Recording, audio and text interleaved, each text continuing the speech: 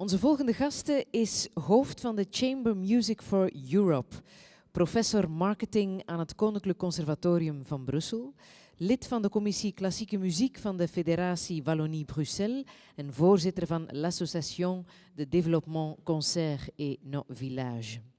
Ze gaat praten over klassieke muziek, duurzame ontwikkeling in een stedelijke omgeving. Geef ze een warm applaus. Catherine Danel.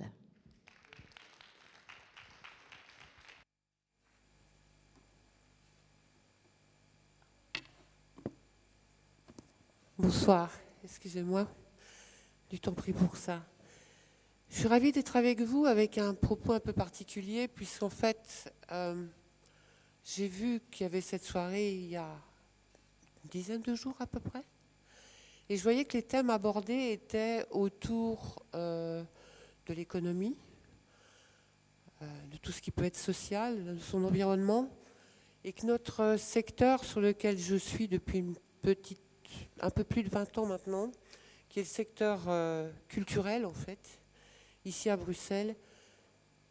J'aurais peut-être souhaité qu'il y ait une petite place pour ça, sur ce genre de débat, sur ce type de soirée aussi. Alors j'ai écrit pour dire ce que nous faisions dans notre association, Chamber Music for Europe. Et puis on m'a dit, préparez donc vos 14 minutes face à un public pour exprimer un petit peu ce que vous auriez à dire. En fait, il s'avère qu'on se ressent pleinement, nous, dans cette notion effective de développement durable. Il est clair qu'on peut rapporter la musique classique tout proche de son public. Et c'est à travers toutes ces expériences sur une vingtaine d'années qui nous rendent pleinement confiants de pouvoir soutenir et aider la jeune génération de musiciens, et particulièrement ceux qui pratiquent la musique de chambre. Donc en fait, c'est aussi avec l'appui d'organisations bien sûr importantes au monde, que sont l'UNESCO par exemple, qui, à travers sa déclaration universelle sur la diversité culturelle ou la convention qui a pu être faite sur la diversité des expressions culturelles, ainsi que l'agenda 21 de la culture, nous déclare des choses fantastiques au niveau du pouvoir que puissent avoir justement les arts et tout ce qui peut être culturel. Jusqu'au point en fait de nous ramener à une réalité et de créer par ça le 4e pilier en fait, qui nous occupe tous finalement et qui fait partie de nos sentiments intérieurs, certainement intimes les 3/4 du temps. Donc c'est vrai que sur le champ sur lequel nous sommes nous, on a une particularité, c'est que la musique classique n'est pas forcément toujours suivie. C'est pas toujours facile de venir à un concert. Et puis on peut on peut peut-être se dire c'est pas pour moi, ou c'est une musique un peu fermée, ou c'est peut-être problématique pour certains. Donc voilà, donc je pense que ma présence ici est un peu pour ouvrir une petite porte par rapport à tout ce qui peut exister sur des objets comme l'héritage et sa reconnaissance, et puis faire passer par la créativité et par l'apprentissage des tas de choses auprès de la génération qui arrive, justement. Donc je pense que vous n'êtes pas sans savoir que ce secteur d'activité-là est un peu en difficulté en ce moment et qu'il faut peut-être effectivement l'aider à évoluer à travers ce métier. C'est-à-dire qu'on a à travers ce métier bien sûr la notion de pédagogue, celui aussi de membre d'un orchestre, musicologue, on va avoir des métiers qui vont se rapporter à ce type de formation, mais très souvent c'est très difficile pour les ensembles de pouvoir se prendre en main finalement et de décider de monter leur propre petite start-up, leur propre petite société quelque part. Donc je pense que c'est intéressant de les suivre et de voir comment, par une proximité d'une soirée ou sur une heure de concert, il y a moyen peut-être de soutenir ça et suivre ça aussi. Donc en fait, on va présenter ici des ensembles qui sont à Bruxelles vraiment et qui y vivent en ce moment, qui sont des ensembles bruxellois, avec lesquels on collabore en fait. Donc c'est vraiment la nouvelle génération de musiciens, ce sont des personnes qui ont entre 20 et 35 ans en général, qui ont déjà pu pratiquer la musique pendant, pour certains, 10 à 15 ans, faire un cursus au conservatoire supérieur, et puis prendre la route sans travail réel à la sortie du conservatoire. Donc il va falloir s'organiser, et certains d'entre eux vont donc se porter particulièrement sur le répertoire de quatuor à cordes, qui, j'imagine, vous le savez, est un répertoire très riche, qui a vraiment passionné des tas de compositeurs, qui nous fait apparaître des perles vraiment rares, des choses qui sont émouvantes et qui sont à rencontrer n'importe quand. Un répertoire excessivement vaste, c'est-à-dire qu'il y a toutes sortes de possibilités d'écoute, tant dans le contemporain que dans le classique. C'est un répertoire aussi qui a circulé à travers le monde. C'est-à-dire des tas de gens ont écrit partout, de toutes sortes de pays. C'est une musique universelle, elle est intemporelle, et donc je pense qu'elle est apte à nous toucher pratiquement tous, en fait. J'espère. Donc en fait, ici, nous, par rapport à ces ensembles qu'on considère professionnels, puisqu'ils ont déjà le temps passé dans leurs études supérieures, mais par-dessus ça, souvent pour la majorité d'entre eux, 4, 5, 6 ans déjà de route faites par eux-mêmes. Et ils se sont donc constitués sous forme de quatuor ou de trio à clavier, voire de quatuor avec piano d'ailleurs, pour servir ce répertoire. Et puis ils ont franchement décidé d'en faire leur métier et de se réunir et de ne pas se quitter pendant un certain temps. Il faut savoir qu'une vie de quatuor, en général, c'est une décision quasiment à vie. On a certains membres de quatuor qui changent, c'est certain, mais le vœu premier d'un quatuor qui se constitue, c'est de ne pas se quitter. Donc c'est une vie particulière aussi.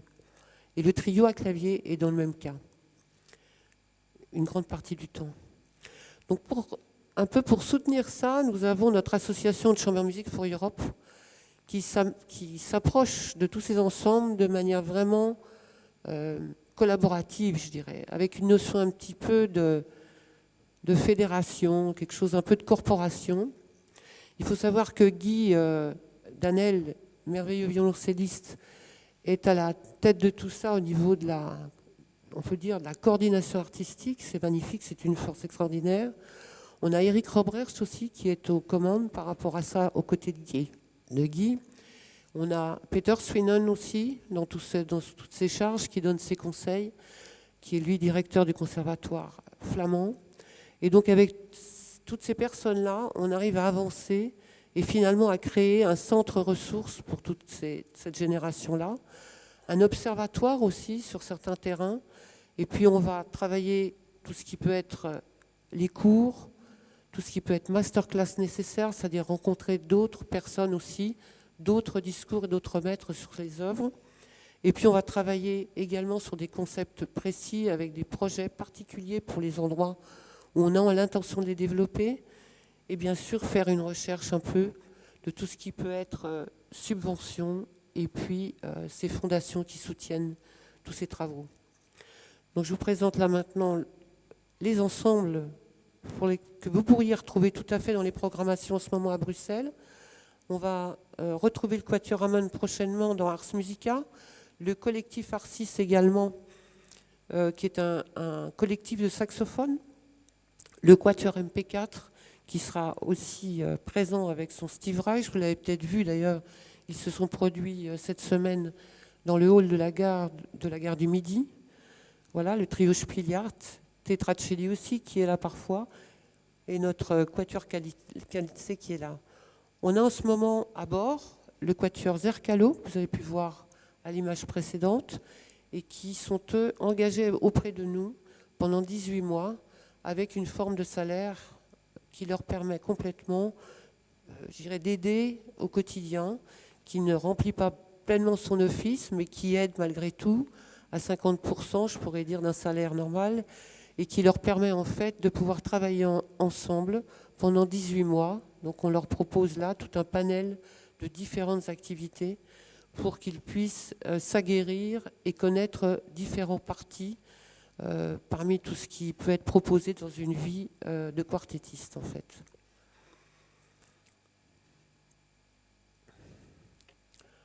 Notre ambition, et on souhaiterait que parmi vous aussi s'élèvent des voix et puis peut-être des idées, on est tout à fait ouvert à tout ça. Eh bien, on se dit, voilà, on est sur Bruxelles-Capitale, on a les quartiers de Bruxelles qui sont là, les musées, les expositions d'art qui sont en place, bien sûr tout ce qui peut être seigneuriste, c'est très important. On a vécu des expériences aussi très intéressantes auprès des personnes âgées qui ne demandaient pas mieux qu'à écouter de la musique et pour qui le temps a passé très vite avec une grande joie et puis beaucoup d'émotions. Tout ce qui peut être bien sûr les centres culturels sans aucun problème et puis toutes les institutions. On aura aussi tout ce qui est patrimoine et tourisme, ça on dirait que ça n'est pas vraiment une idée nouvelle. On aura les écoles, les collèges, les universités. Nous sommes en ce moment sur un très très beau projet avec Molenbeek-Saint-Jean, la commune et sa cellule pédagogique. Nous avons pendant 2 mois et demi l'année dernière préparé un projet avec le Quatuor Zercalo, le Quatuor Magritte. Ils sont allés dans 17 écoles. Ils ont visité les enfants classe par classe. Et donc, ces 2 quatuors ont vu en 2 mois et demi 5200 enfants dans les écoles de Molenbeek qui ont ces enfants entre 6 ans et 11 ans. Le projet se pousse un peu plus loin. On a proposé aux écoles d'écrire des paroles de chansons. Et puis, Guy a contacté 17 compositeurs, en fait, auxquels il a proposé d'écrire la musique pour ces chansons. Et donc, on a 15 compositeurs qui se sont mis au travail. Et donc, les chansons maintenant existent, elles sont écrites. La musique aussi. Demain, au château du Carreveld, il y a une possibilité de venir écouter justement une présentation de 4 choristes, quatuor et piano, qui présentent aux enfants ce que la chanson sera. Cette chanson, ils l'ont déjà répétée avant l'été. Et puis, ils vont se remettre au travail à partir de janvier, avec une fête prévue en fin d'année au mois de juin. Les compositeurs se déplaceront dans chaque école, là où chacun est concerné, et puis on va avancer de manière à pouvoir effectivement faire un enregistrement qui restera à chaque enfant. On souhaite faire ce projet dans d'autres communes de Bruxelles, bien sûr, et on est disponible à ça. Les collèges également, les universités, il y a déjà des choses qui existent, des orchestres également, ça nous ferait plaisir aussi d'intégrer les universités. On a les espaces de coworking, par exemple, qui me semblent aussi des lieux assez intéressants. C'est des plateformes de travail où tout le monde se retrouve, plusieurs petites entreprises et des start-up. Et là, je dirais que l'intérêt est un peu différent, c'est-à-dire qu'en proposant à un espace de coworking une formation en résidence, on a aussi une expérience partagée, c'est-à-dire que les 4 musiciens viennent de temps en temps, proposent un répertoire, jouent 1 heure, 1 heure et demie, sont présents à des heures qui conviennent sur la plateforme et finalement bénéficient aussi d'un retour de personnes qui ont pratiquement le même âge et qui vivent aussi, je dirais, l'aventure de ce que peut être une start-up ou une entreprise qui démarre. Donc c'est intéressant ces échanges-là également de pouvoir les réaliser. Ensuite, on a bien sûr tout ce qui peut être entreprise par rapport à des événements en interne, en externe et par rapport à la promotion d'un produit. Et j'insisterai là beaucoup plus sur la notion en interne en entreprise, c'est-à-dire que d'avoir effectivement aussi 4 musiciens qui se déplacent dans la simplicité pour pouvoir jouer dans un espace quotidien dans lequel on travaille, un espace de rencontre peut-être dans l'entreprise. Ça peut créer effectivement une valorisation de chaque personne et un moyen un peu d'échanger différemment en fait dans l'entreprise. Ça peut créer une autre manière de voir les choses. Et également pour le musicien, de savoir qu'il se retrouve dans un milieu économique qui avance et qui a son rythme et sa manière de produire. Ça peut être effectivement aussi intéressant dans son expérience. Donc il y a des allers-retours qui nous semblent intéressants. Tout ce qui peut être espace public également, puisqu'on va, comme je le disais pour le Quatuor MP4, on aura cette expérience qu'ils viennent d'avoir de travailler dans la gare du Midi et de présenter à un public un spectacle avec électronique. Et également, on a tous ces espaces de passage qui existent dans Bruxelles, où il y a moyen de créer un arrêt et de créer un petit événement, une petite écoute au passage.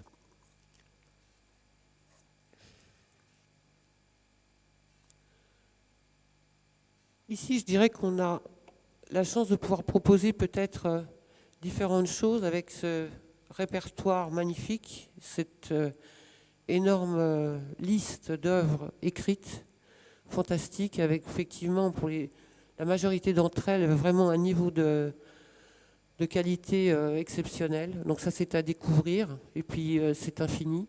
Donc c'est vraiment intéressant, et ça relève, comme il est écrit, de différents univers. Et face à ça, grâce à ça, en s'appuyant sur cette richesse, je dirais qu'on peut proposer des choses comme un partenariat, par exemple, sous forme de convention, une série de concerts qui se dérouleraient en engageant une formation pour 5 à 10 concerts par saison, où effectivement on pourrait également varier par une résidence artistique, par exemple, c'est-à-dire vraiment le groupe est attaché à un lieu et puis développe un projet sur une année en démarrant l'idée et puis en avançant et en faisant une performance en fin d'année. On a également ce qu'on appelle nous Pic-Opus, qui est en fait Pic-Opus, c'est vraiment prendre des opus. Et là, on est sur un dialogue particulier entre la musique et les arts plastiques.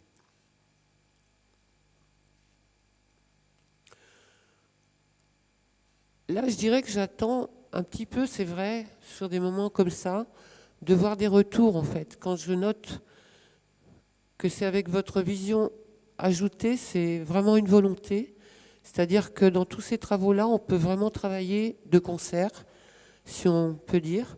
Et donc, à nouveau, voilà, une entreprise peut vraiment avoir la volonté d'avoir un partenariat. Et c'est en travaillant, si elle le souhaite, et pour nous c'est souhaitable, sur une forme de répertoire et quelque chose de précis, de bien, qui a son identité par rapport à l'entreprise, proposer une présence sur les communes identiquement, mais avec là cette possibilité de travailler sur les collèges et les écoles, mais effectivement aussi sur les résidences des seniors, ça nous semble important. Et puis on a Pic-Opus donc qui peut vraiment travailler de concert avec les expositions d'art, tout ce qui peut être galerie d'art et les musées, en proposant 2 journées en fait de suite avec une programmation en regard de l'exposition, en fait vraiment que le public se déplaçant dans l'exposition est sensibilisé à la fois par la musique et par ce qu'il voit d'exposer, et que la musique ramène des éléments, et tout comme l'art plastique peut complètement rapporter un miroir face à l'œuvre qui serait interprétée. On a vécu des expériences Pic-Opus avec la Central for Contemporary Art qui est au centre de Bruxelles, et ça a été vraiment des moments merveilleux. On a pu faire l'année dernière donc 2 jours de suite avec les musiciens qui se déplaçaient dans l'espace en fonction des œuvres exposées, et puis les œuvres étaient vraiment contemporaines et particulièrement accrochante par rapport à ce qui avait pu être mis en place.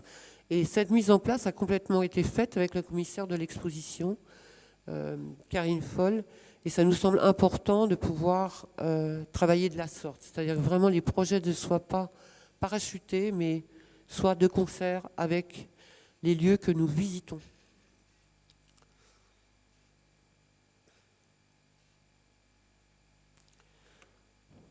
Là, nous partons sur, effectivement, aujourd'hui c'est demain, c'est un peu bateau comme expression, mais je parlerai volontiers de la notion d'emploi, puisqu'en fait c'est aussi une chose qui nous est excessivement importante.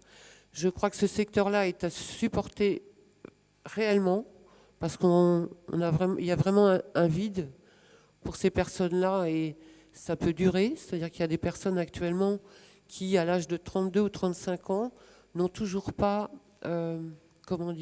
pu acquérir des points de retraite, par exemple, ou un régime social qui se cale. On est toujours sur des choses un peu organiques, qui avancent comme elles peuvent, mais finalement les années comptent, et puis ces personnes qui sont jeunes encore n'arrivent pas à s'établir finalement. Donc je crois que c'est à nous aussi d'arriver à créer l'emploi par rapport à ça. Et donc à travers ces projets, on peut créer ces emplois.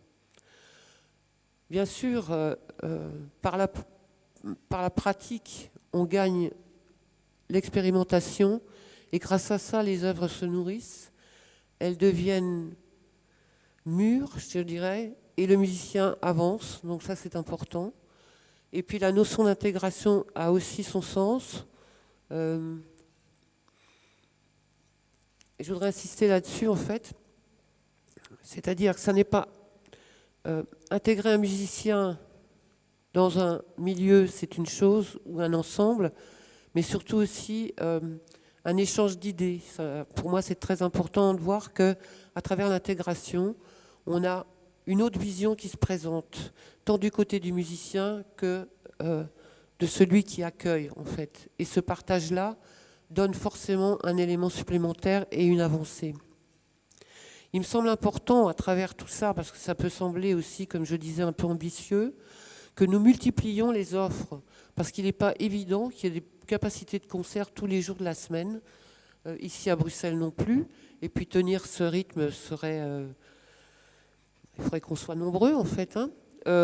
Mais cependant, il faut qu'il y ait une offre qui se multiplie afin qu'un maximum de public puisse rencontrer tous ces moments-là. Donc c'est une dissémination peut-être dans différents quartiers, des idées que vous pourriez avoir et nous ramener qui pourraient aussi nous aider quelque part à travers ces cartes à réaliser. Donc pour multiplier ces offres, bien sûr, il y a les institutions existantes, il y a ces espaces dans lesquels il faut qu'on arrive à pénétrer puis à arriver, et puis on a toute cette multitude de publics et d'auditeurs, parce qu'en fait, on s'aperçoit que sur les grandes salles, il y a une quantité d'espaces réservés, mais finalement, on est excessivement nombreux à ne pas se rendre au concert, à ne pas y aller. Donc en fait, il y a beaucoup d'auditeurs, donc il y a beaucoup d'espoir pour moi. Voilà. Et le tout nous ramène sur une notion de qualité, bien sûr, puisqu'il y a la valeur de tous ces échanges. Et voici tous les partenaires qu'on a pu avoir jusqu'aujourd'hui. Et j'espère qu'on en aura encore plus demain. Je vous remercie beaucoup.